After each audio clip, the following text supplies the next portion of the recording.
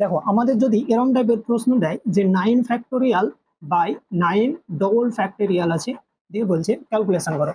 আচ্ছা, আমরা দেখছি যে উপরে 9 ফ্যাক্টোরিয়াল আছে আর নিচে 9 ডবল ফ্যাক্টোরিয়াল আছে, এর মানে হয়তো আমরা ভাবছি যে এরকম করবো 9 factorial by 9 factorial, factorial 9 factorial, 9 factorial কাটবো, নিচে অন একটা ফ্যাক্টোরিয়াল থাকছে।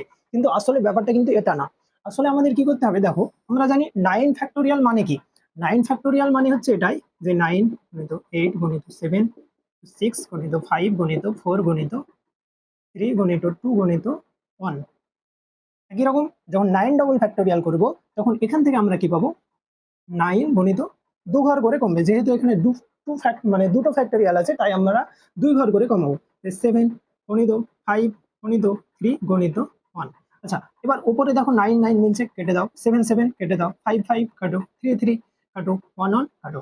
এরপরে আমরা দেখছি যে উপরে আছে 8 × 6 × 4 × 2। আচ্ছা, এখানে যদি আমরা গুণ করি তাহলে কি পাবো, 4 2 8, 8 8 64 × 6 সমান 384।